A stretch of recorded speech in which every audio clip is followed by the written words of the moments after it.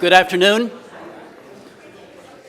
My name is Mark Wrighton. I'm Chancellor of Washington University, and it's a great privilege this afternoon to have with us a very special leader in the world. This is Maria van der Hoeven, who currently serves as Executive Director of the International Energy Agency. After I introduce her, she's going to give a presentation with the title, The Gateway to a New Energy Future. Then, at the conclusion of her presentation, there will be an opportunity for you to ask questions. I think we'll have an opportunity for some good dialogue. And then we'll have a reception together back in the atrium of this Whitaker Hall.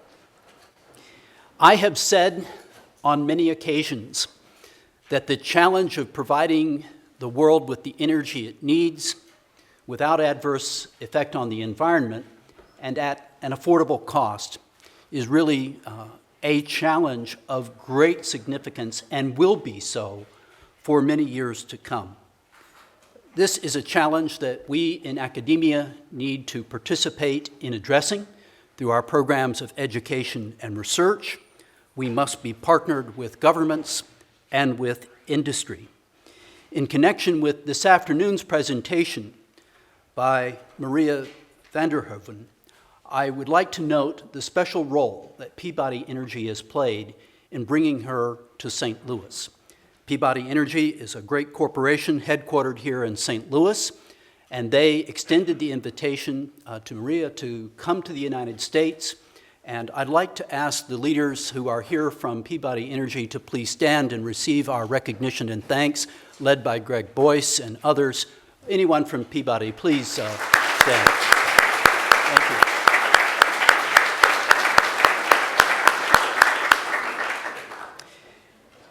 Ms. van der Hoeven took on the leadership of the International Energy Agency in September of 2011 and has led the agency during a period of exceptional change in the global energy economy, as there have been rapidly shifting supply-demand balances for oil and other major fuels, and these have transformed the IEA's traditional mandate.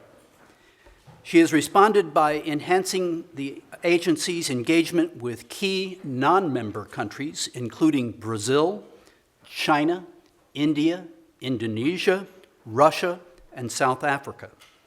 Under her leadership, the agency admitted its 29th member, Estonia, and increased its cooperation with OPEC and the International Energy Forum, as well as signed a partnership accord with the International Renewable Energy Agency. Ms. van der Hoeven has repeatedly emphasized the close link between climate and energy policy.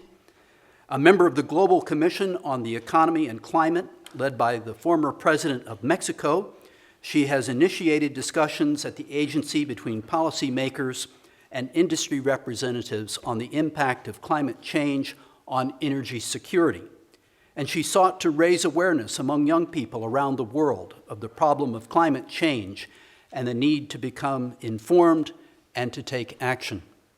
She has also promoted renewables and energy efficiency as part of the critical role she believes innovation and technology will play in contributing to energy security while supporting climate goals, including the agency's series of medium-term market reports to include annual critical analysis of both renewables and energy efficiency.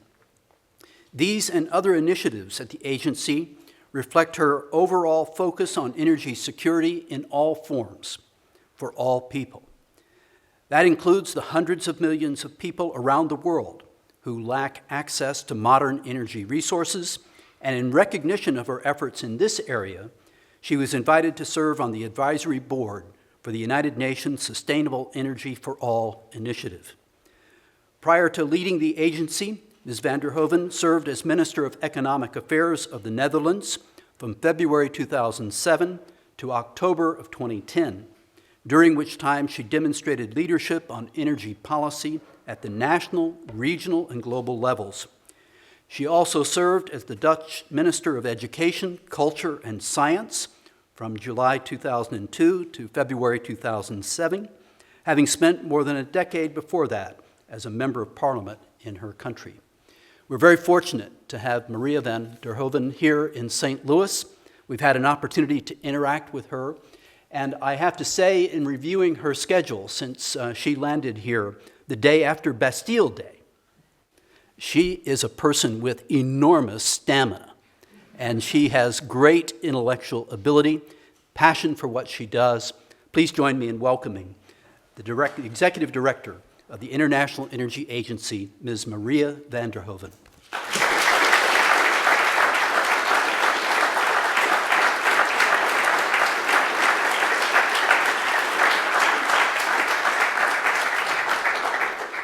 Well, first of all, Chancellor Wrighton, thank you very, very much for your very kind introduction, and thank you for having me here at this university, Washington University in St. Louis. And thank you very much for all being here, and I already thank you for your attention. Ladies and gentlemen, just a few miles from here stands the Gateway Arch. And that's a monument that still, almost 50 years after completion, remains a thoroughly modern and impressive reminder of the pioneering spirit exhibited by the tens of thousands who passed through this region on their way to finding riches and prosperity in the West. And for those pioneers and settlers, it was a time of great abundance. The amount of land to be settled and farmed and tamed seemed almost limitless. And the resources at hand, from fresh water and furs to lumber and mineral wealth, must have been tantalizing. The New World was a place of promise. And meanwhile, on the other side of the Atlantic Ocean, but back in the so-called Old World, where I come from, land was scarce and competition continued to be fierce. But there was a resource that was about to crack open the region and change the course of history. And so I won't vouch for its veracity. There is an old story that goes something like this. Napoleon couldn't understand how the British were producing so many cannons. His advisors had done detailed analysis on the woodlands of Britain and concluded that there simply was not enough wood to fire that many furnaces. It didn't make sense. Well, of course, there was a difference. And the difference was coal. Coal was the fuel that kick-started the Industrial Revolution and gave birth to today's world. It has built nations. It has brought prosperity. It has made modern life possible. It has also done almost irreparable damage to our global climate. And it's still here. Now, I'm coming from a mining district in the Netherlands. And my father was a miner. And the whole economy of our region depended on the mines. And we had excellent hard coal, I can assure you. And we called coal the black gold. But in the 60s, we discovered gas fields. And at that moment, the Dutch gas fields were the biggest ones ever discovered, and the Dutch government decided to close down the mines. So that means that nothing is a given, and that I would like to mention. And indeed, here in the United States, what was old is new again. In 2013, some 200 or so years after Napoleon fretted over Britain's newfound source of energy, low-priced coal was the fastest growing fossil fuel thanks to a rebound in gas prices. And coal-fired power generation has increased in almost all regions, also in Europe, even in a country like Germany and the Netherlands. But now we import coal from the United States. In 2012, coal still accounted for almost 30% of global primary energy consumption and more than 40% of electricity generated. And in 2013, China was the largest coal consumer, followed by the United States and India. And combined, these three countries accounted for more than 70% of global coal demand. Now, of course, coal is important here in the United States, and it has long played a vital role in the country's economy. And even today, produces 40% of electricity. And to a large degree, this reliance on coal exists for a very simple reason. It's cheap, or at least it appears to be cheap. But if we were able to take into account all externalities, ranging from water and air pollution to environmental monitoring and cleanup, the cost of coal-fired electricity could be substantially higher than it is today.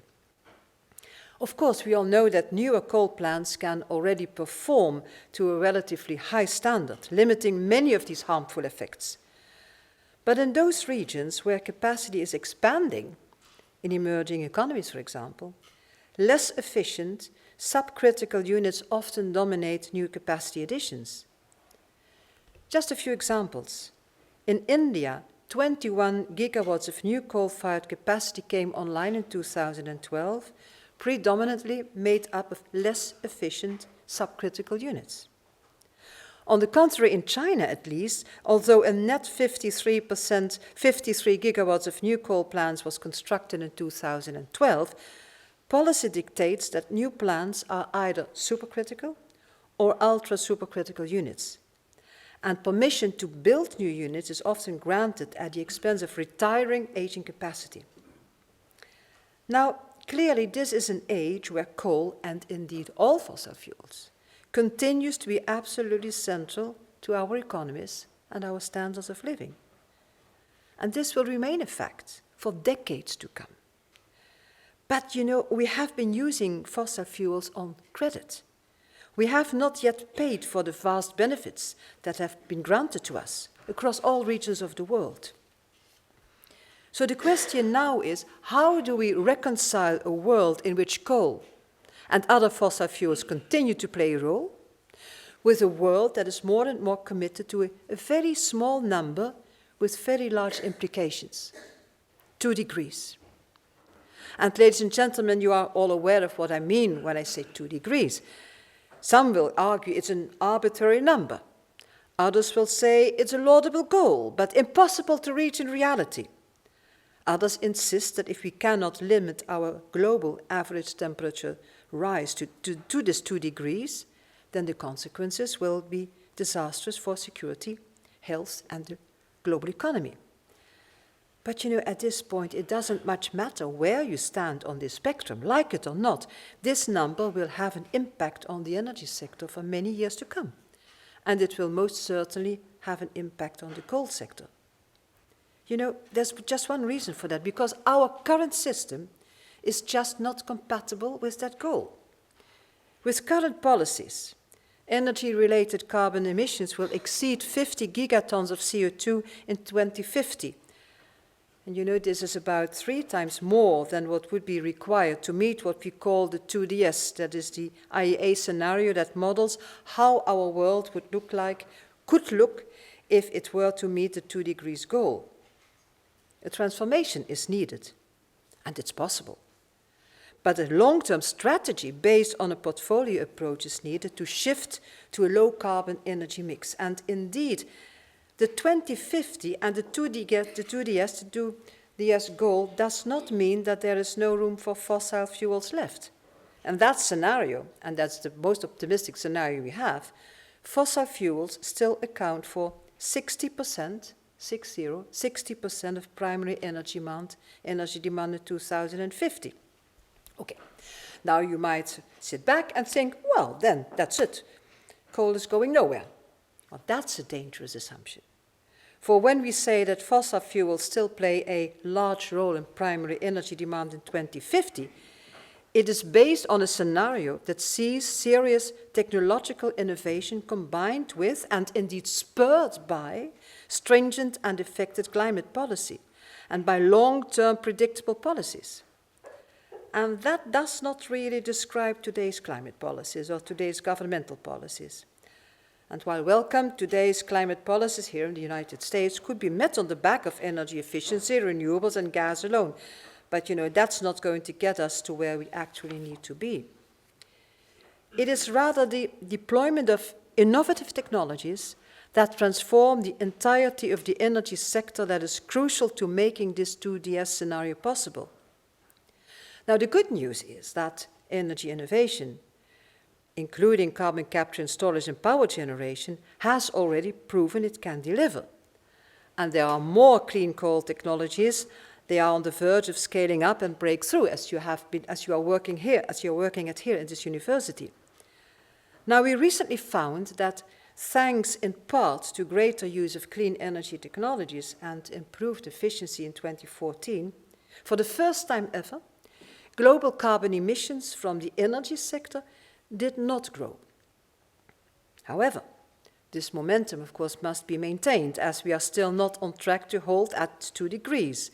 So policymakers will need to make sure that innovation will continue to deliver. And we all know that the stakes are high for the energy sector, but it's also no stranger to profound technological change. An incredible chain of innovations in the energy sector has been at the vanguard of social and economic transformation for over a century. And it's exciting to see the progress being made by solar panels, fuel economy improvements for passenger cars today, to name but 2. But we cannot be complacent. We are setting ourselves environmental and energy access targets that rely on better technologies. Now, today's annual government spending on energy research and development in IEA member countries, that's 29 countries, is estimated to be around $17 billion. May sound like a lot. It's not enough. Tripling this level, as we recommend, requires government and the private sector and the scientific world to work closely together and shift their focus to low-carbon technologies. And the key word here is partnership. And here also the United States can play a key leadership role in developing such technologies and fostering the necessary innovation and engaging industry and the private sector. For given the long lifetime of power generation technologies and power generation infrastructure, we must avoid a lock-in of carbon-intensive technologies. From the coal power plants currently operating or under construction, some 1,000 gigawatts of coal capacity could still be operational in 2050. And this corresponds to around 5 gigatons of CO2 annually. And that's a volume more than 3 times the power sector emissions budget of our 2DS scenario. And this points to a simple truth. Early retirement of coal capacity or retrofits with CCS is unavoidable. And new coal capacity being built, if not equipped with CCS from the outset, should at the very, very least be designed for future CCS retrofit. Now, we've all seen that a significant milestone for CCS was reached with the opening of the first commercial-scale coal-fired power plant with CO2 capture in Canada in October 2014. And in fact, the 3 components of CCS, CO2 capture, transport, and storage, are now all being undertaken at commercial scale. And by the end of 2014, 13 large-scale CO2 capture projects were operating globally across 5 sectors, with the potential to capture up to 26 million tons of CO2 per year. And we've seen that over the past 5 years, there has been a slow but steady increase in the number of CCS projects under construction. And final investment decisions were taken on 2 projects in 2014, bringing the number of projects under construction to 9, and a further 13 projects are in advanced stages of planning. But more needs to be done to bring costs down and get us to a business case for CCS. Now, the United States is leading the deployment of CCS, of CO2 capture, largely because of demand for CO2 for enhanced oil recovery. In fact, 7 of the 13 projects in operation and 7 of the 22 in construction and development are in the United States. But progress overall, however, is slower, much slower than required to meet these global climate targets. And to realize the 2-degree scenario, deployment of CCS will have to increase markedly, particularly outside the OECD, so outside the United States. And indeed, to realize the 2-degree scenario while continuing to use fossil fuels, we must continue to innovate. And in fact, we must accelerate that innovation. because we cannot pretend that we have all the answers already today. That's not how innovation works. We all know when a true innovation arrives, when it is discovered, the winners do not simply wait around and see what happens. No, the winners are the ones who embrace that innovation, embrace the risk, and reap the reward. For example, it took 60 years from the first commercial production of oil before it captured 10% of the primary energy market. And it took another 2 decades to reach 30%. And during this time, there was fierce competition between producers and users of oil and oil products, and those with a preference for horse-drawn travel, electric trams, gas lighting, bioethanol, coal conversion, and many others.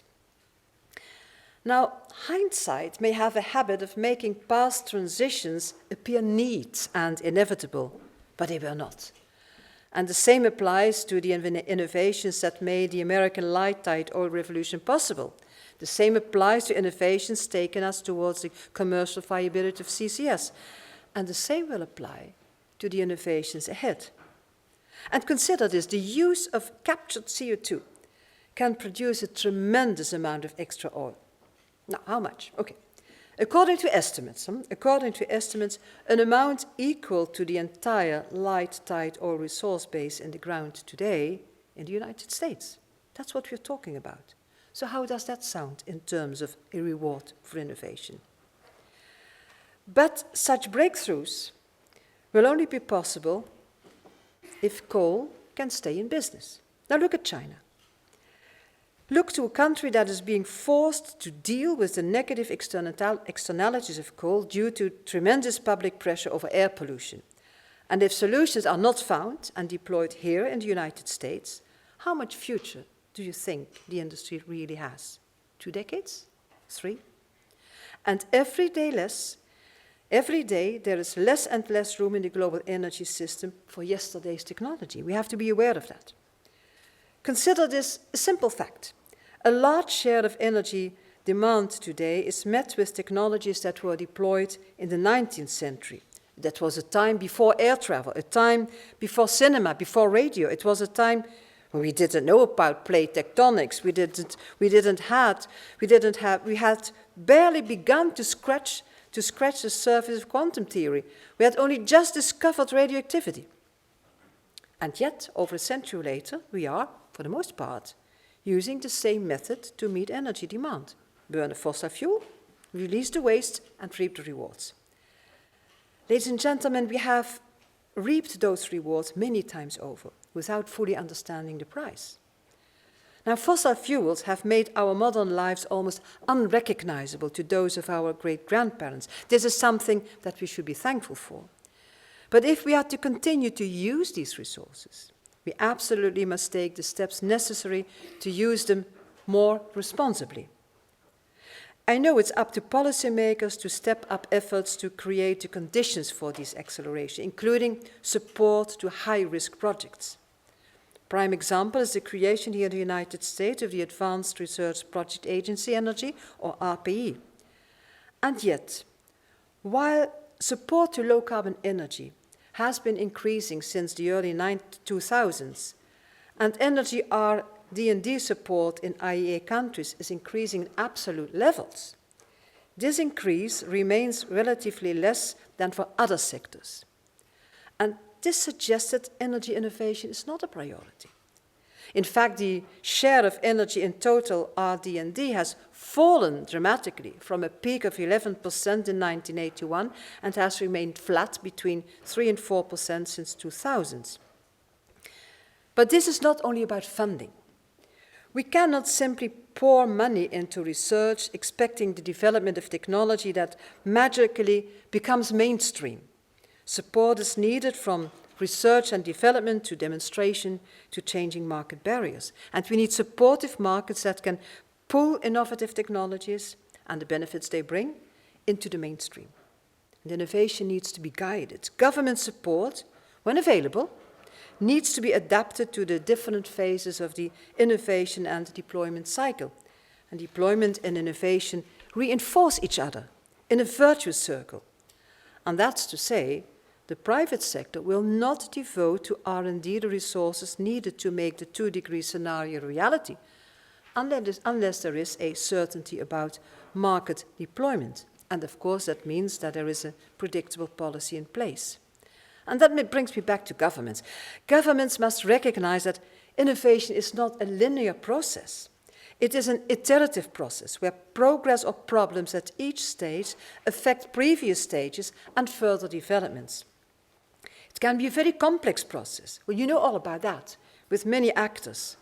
But it can be aided through the integration of technology policies and market measures, and, again, a clear vision from government.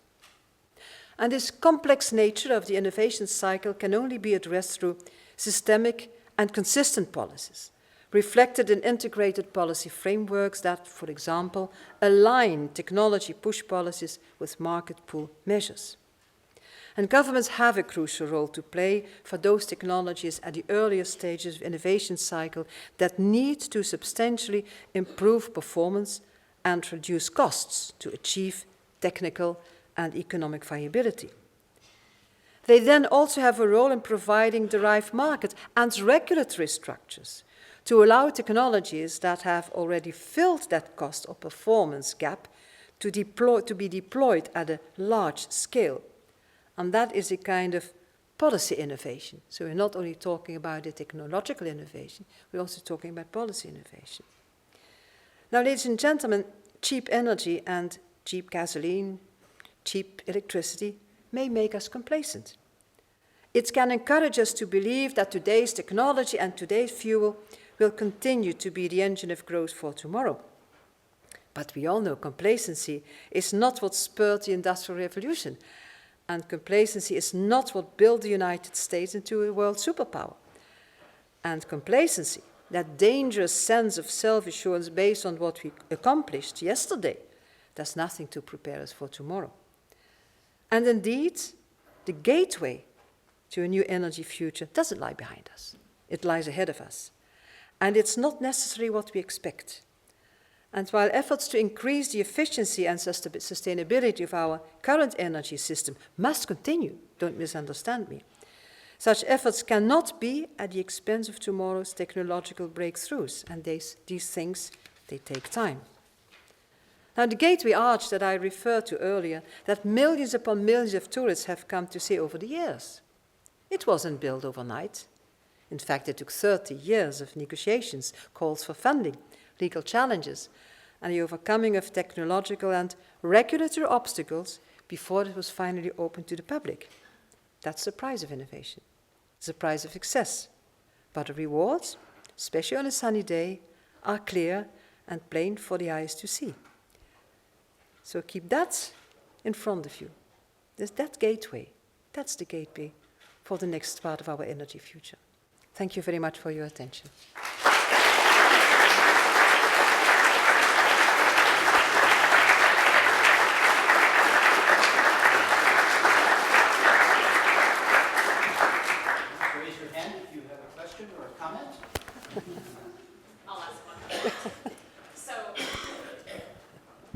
So you gave us a nice proposal to get together as a university, governments, and also with other agencies. How is this being done, or is IAE taking a leadership role in such activities?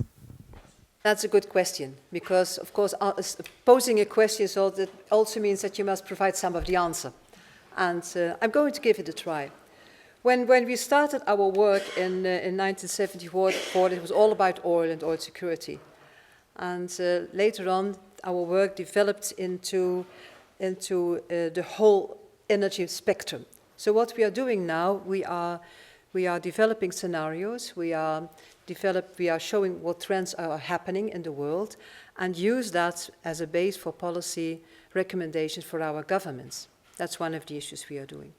The other thing is that is even more important, I think, is how to spread knowledge, and how to see to it that the knowledge that is available in one country can also be used in another country. In that case, we do a number of things. One has to do with technology, and that's what I would like to start with. We call it implementing agreements, and actually it means that we bring together people from member countries, people from industry, people from government, people from the scientific community, with people from non-member countries on a certain issue. That certain issue can be on a fossil fuel, like oil and gas or coal. It can be even on nuclear fusion. It can be on renewables, on a certain aspect of renewables. For instance, how to see to it that these intermittent renewables are getting a better place into the infrastructure.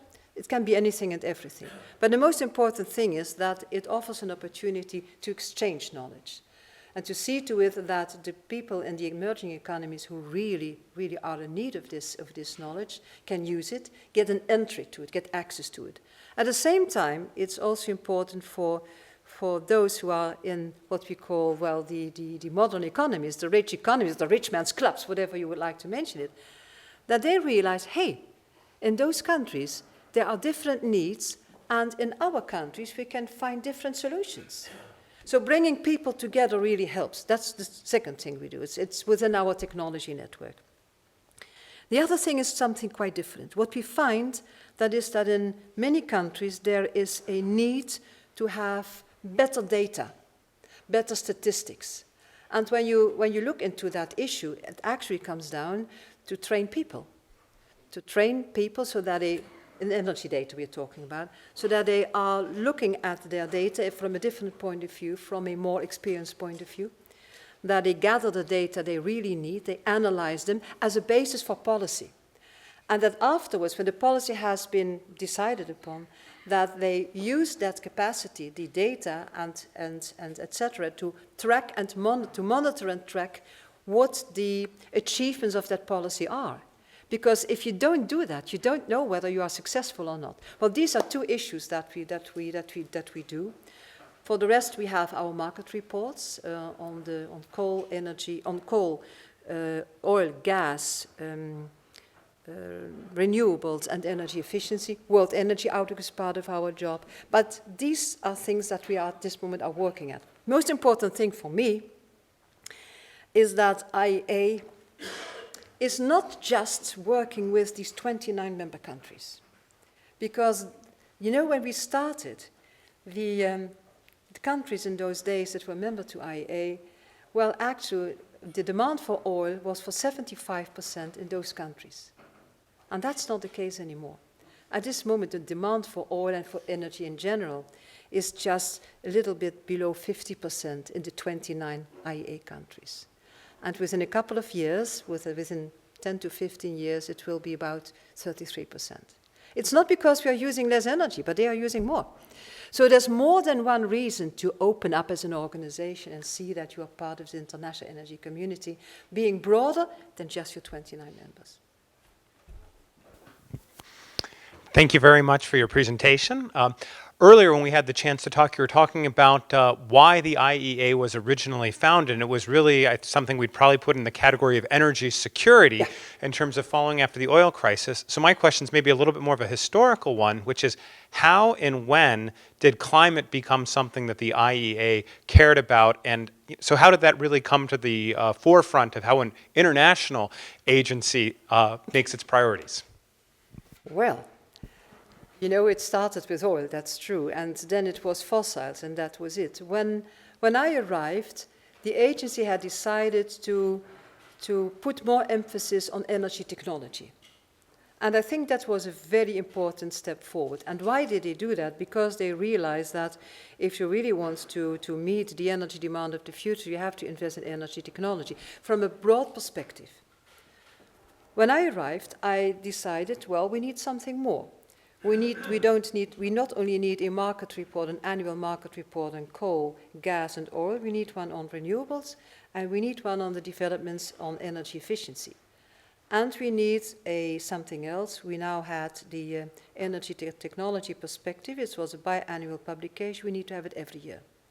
And then take a focus. For instance, take a focus on electricity in India, or take a different focus. Beyond that, we were very much aware of the fact that if you really want to do something about CO2 emissions, you have to look into energy, because energy-related CO2 emissions are 75% of all CO2 emissions. So that means there is a responsibility for energy, for the energy sector. And that also means there is a responsibility for the IEA.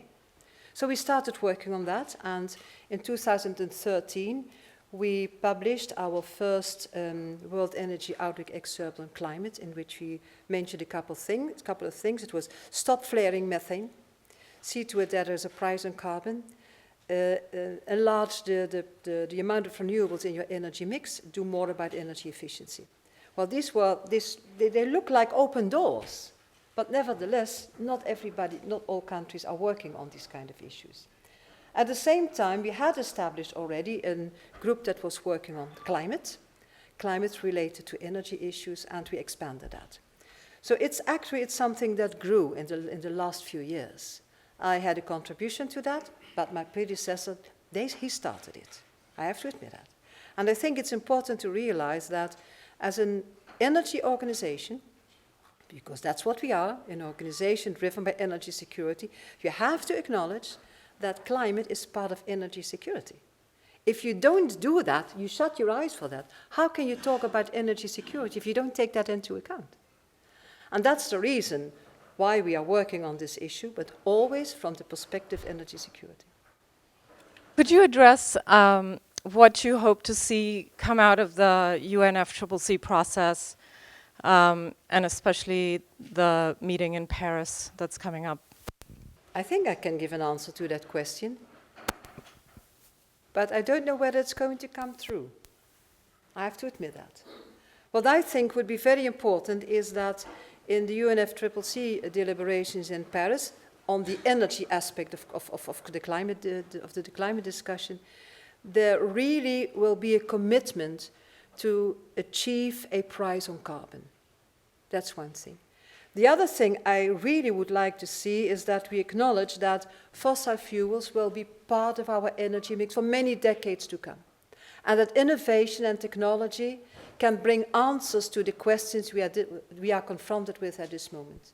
And that, for instance, just one example, when we are talking about CCS, that there will be money available to have a number of CCS projects in the emerging economies, because that is where they are needed most in the next few years to come, and we need that also because in that way we can bring costs down.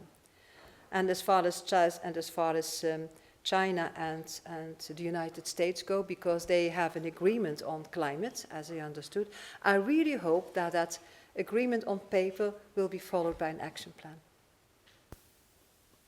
Your agency works with many countries. I was wondering if there are any energy policies of certain countries that you find particularly inspirational, and what the major barriers on like a global consensus of the energy forecast would be. Inspirational? Well, let's have a look at China. You know, many people think, well, China, big country, burning a lot of coal. Yes, that's true. Building a lot of nuclear plants. Yes, that's true. But also the number one investor in wind energy and in solar energy. And I think that is a very inspirational thing, because it's not because of the word climate. It's because of something else. It's because of air pollution, it's because of health, and it's because of the wish to see that all their people are going to be connected to the electricity system. Energy access for all. I think this is very inspirational. Global consensus. You know, we have been talking this afternoon about the issue of the sustainable energy for all. And that's about two things. First, it's about electricity, it's about power, and the other thing is about cooking stoves. Well, that's one of the issues you are working at. I think it's very important that there is a global consensus that those people who are living in energy poverty should be, how shall I put it, uplifted. Because if you really want to see that the prosperity is spreading around the world, it starts with the availability of energy.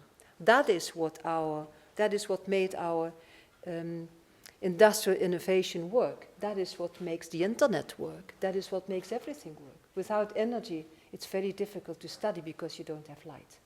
So I think it's very important, and I hope that there will be a global consensus to see to it that you really share the knowledge you have and to help those countries that are really in need of that help. Sometimes it has to do with money, but it's not only about money, you know. It's about people. It's about what, for instance, people like you are doing. You're coming from your country, you want to acquire a lot of knowledge, and then you go back to your country and you work on it, or you work on it from an international perspective. That is what makes the difference. It's knowledge, it's universities, it's people. And that's why I think I hope that there will be a global consensus on these kind of issues, to share knowledge and to see to it that those people who are still living in energy poverty are really getting out of that situation. Good afternoon. I'm Bara Zavadilova, student from Czech Republic.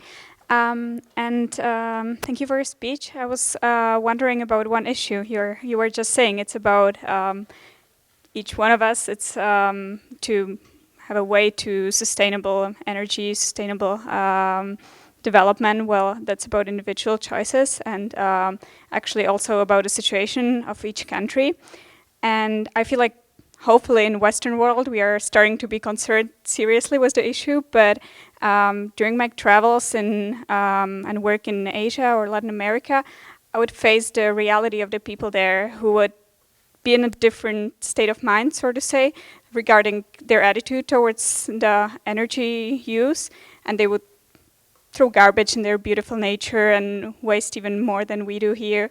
But I don't blame them. I just feel like the Industrial Revolution happened in the Western world earlier than there, and it kind of expanded there in much faster speed. And well, it's just very different, the situation they're in mentally right now. And so I'm just wondering whether you face this question, how does the common topic of everybody, since energy is shared worldwide, it doesn't have any borders, if that has to be addressed accordingly, depending on which country is dealing with it. Thank you. You're completely right, because country A is completely different from country B. When you look into what's happening in India, India is completely different from China. China is completely different from the United States. So you can't just say from the perspective of a rich country, this is how we would like it to be, and this is how everybody should do it by now. Because then you don't take into account the different level of development that in a country is. This is something that really needs to be acknowledged. What we can see, for instance, we work a lot together with India. India is not an easy country, because the responsibility, but also the autonomy of the states means that every state, every province, chooses its own energy policy, chooses its own energy preferences. On the other hand, India is a huge country, and there are many people, many millions, hundreds of millions of people without electricity. So they need everything they can get. That means also coal-fired power plants. Why do I mention this? Because when you really want to do something about it, you have to see to it that the knowledge about coal-fired power plants, the supercritical ones, ultra-supercritical ones, the best available technology, can be exported. Let me put it like that. Can be made available. And that's where export credits come in. Some countries are in need of that. Others aren't, but some countries are. So you have to take into account the different situation a country is in. If you don't do that, I think you make yourself as a, well, how shall I put it in a nice form? If you don't do that, you think you are on top of the world and the rest has to follow you. That's not the way to do it. I hope that answers your question. Yes, please.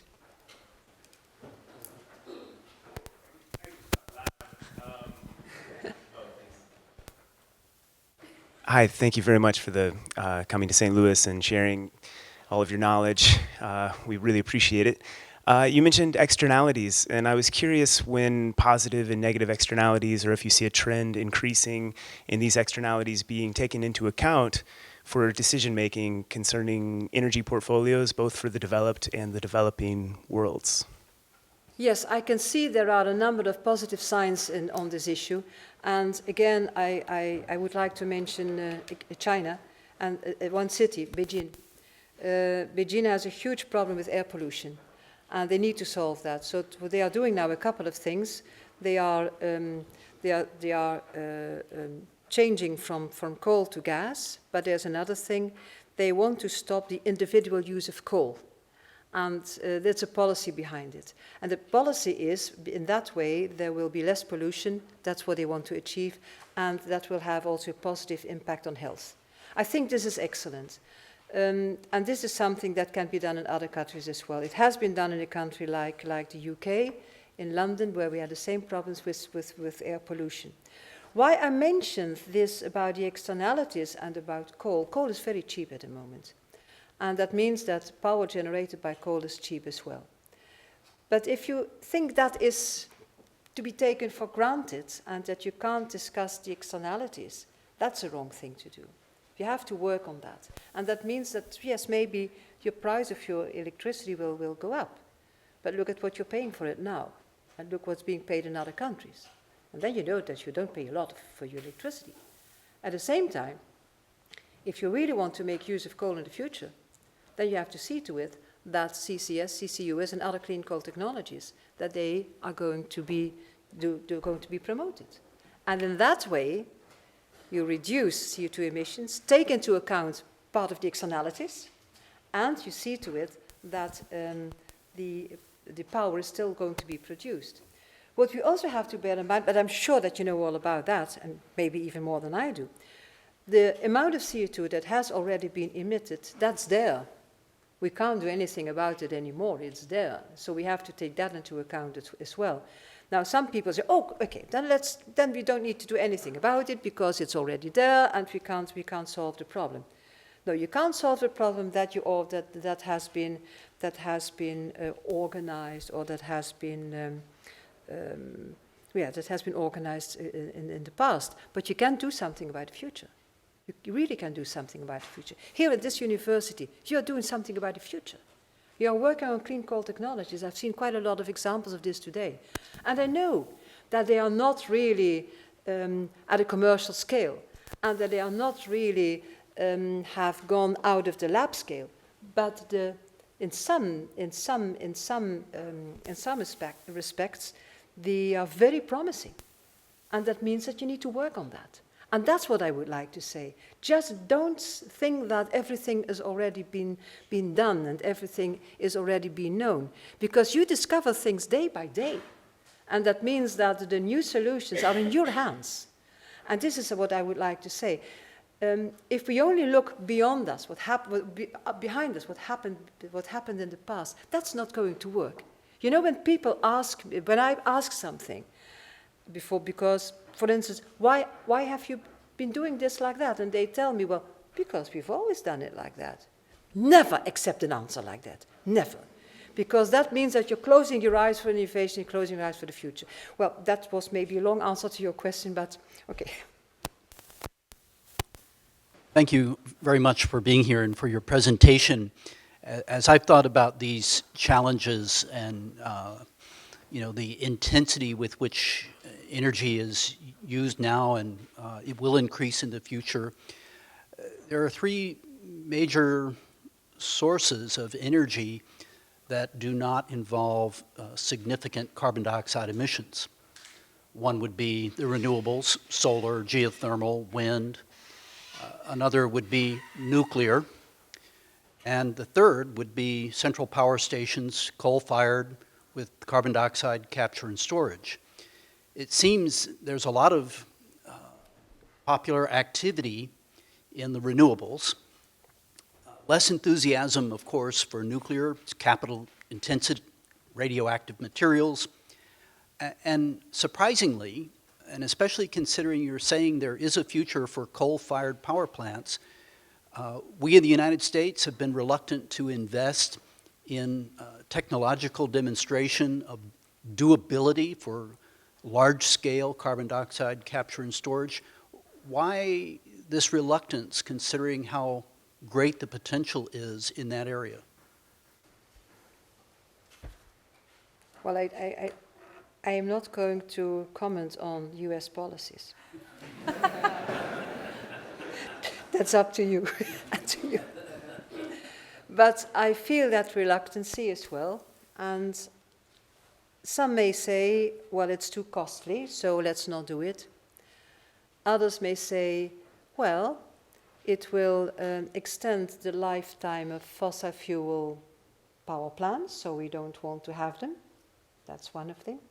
And others might say, well, let's just see what we have, and then we continue with building more nuclear, building more renewables, because they think that renewables can do the job.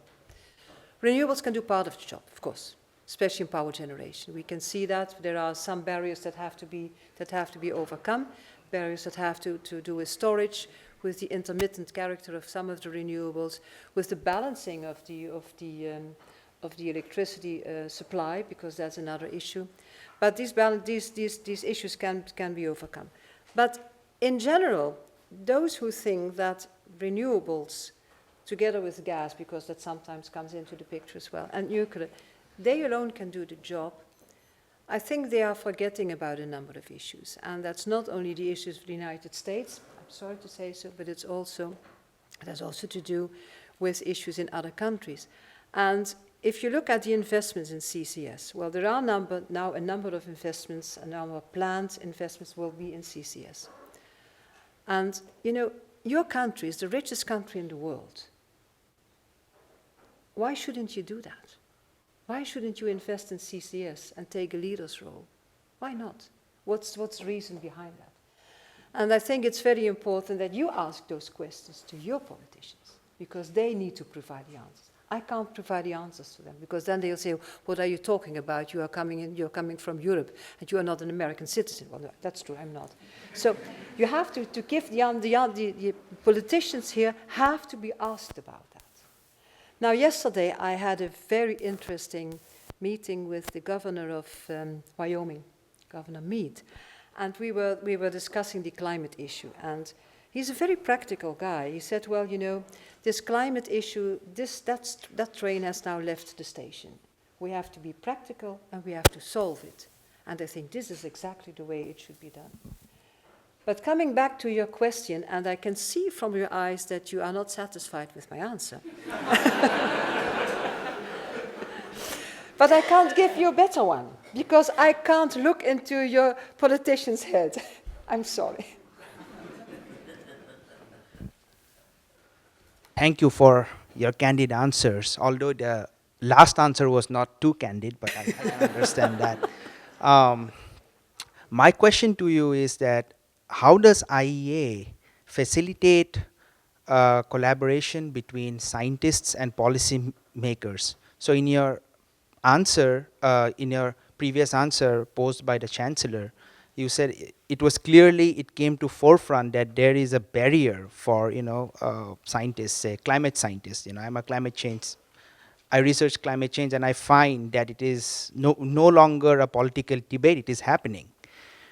But then there is a whole other issue of translating that to policymakers and to politicians, and who eventually impact a policy or, of a region or a nation.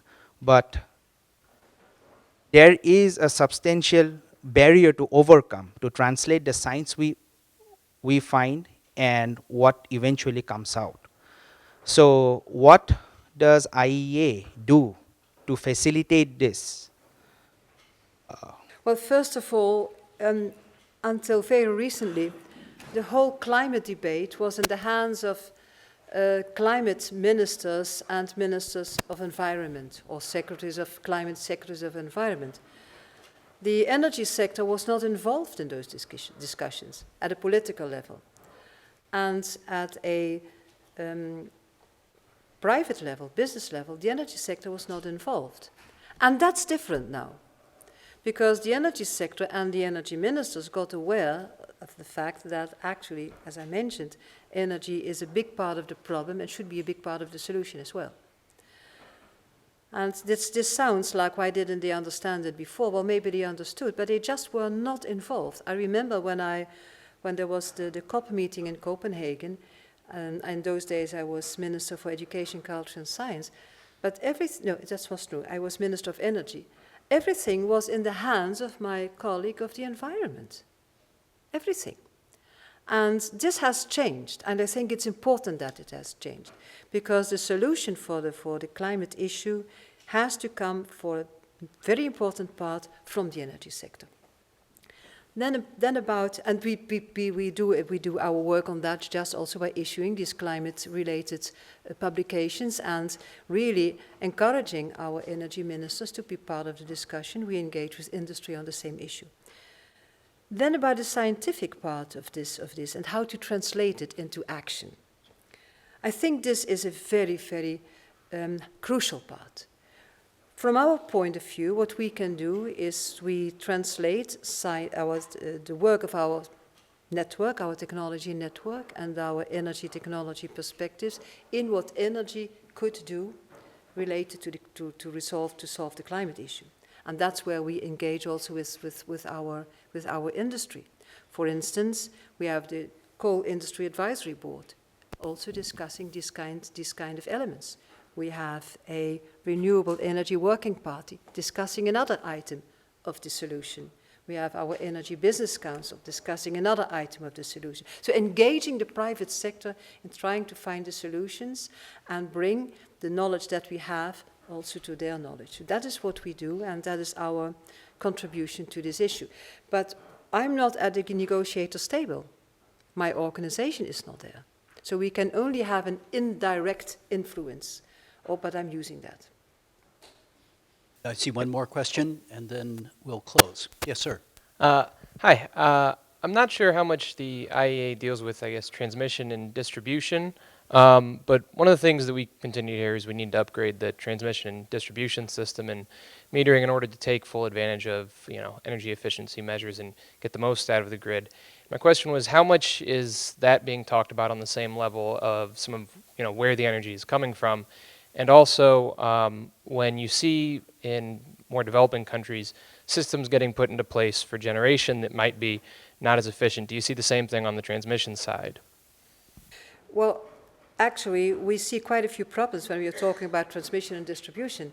For instance, one of the problems is that quite a few countries have invested a lot in renewables, but didn't realize that it had its effects on transmission and distribution.